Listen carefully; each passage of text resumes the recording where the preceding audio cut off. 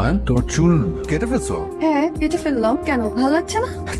তোর চশমা কোথায়? এখন থেকে চশমা না, লেন্স করবো। কেন ভালো লাগছে না? New hair style, new get up. আমি তোমার সিম্পলিসিটি দেখে তোমাকে ভালোবেসেছিলাম মায়া। ওই সিম্পল তোমার মধ্যে একটা দারুণ মায়া ছিল, কিন্তু এখন তুমি আর্টিফিশিয়াল হয়ে যাচ্ছ।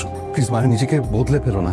এই তোমাকে আমি ভালোবাসিনি। সাদা, তুমি শুধু তোমার সেকেলে ফালতু ইমোশন দিয়ে সবকিছু জাস্টিফাই করতে চাও কেন? মানুষের লাইফে চলতে গেলে চেঞ্জ হতে হয়। আর নিজের আইডেন্টিটি চেঞ্জ করতে গেলে সে তখন আর মানুষ থাকে না মায়া। তুমি না আসলে আমার ভালো দেখতে চাও না, আমি জয়ী হই এটা তুমি চাও না। সেদিনই ছিল মায়ের পুরোপুরি পাল্টে যাওয়ার দিন। অথচ আমি ভালোবেসেছিলাম বেনি করা চুল, কাজল চোখে চশমা, কপালে টিপ দেয়া মায়াকে, যে ছিল হুমায়ুন আহমেদের গল্পের নায়িকাদের মতো দেখতে। কিন্তু মায়া পাল্টে গেল।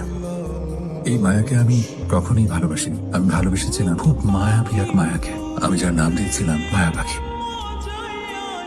আমার মায়া পাখিটা এভাবে প্রতিদিন একটু একটু করে মরে গিয়ে জন্ম নিচ্ছিল এক কর্পোরেট মায়া। তো আমি আমার মায়া পাখিকে খুঁজে ফিরছিলাম, যাকে আমি আমার সব কিছু দিয়ে ভালোবেসেছিলাম, আগলে রাখতে চেয়েছিলাম। তুই বদলে গেছো অনেকখানি, আমি আছি তেমনই তো সেই, হয়তো বুকে জমেছে গ্লানি।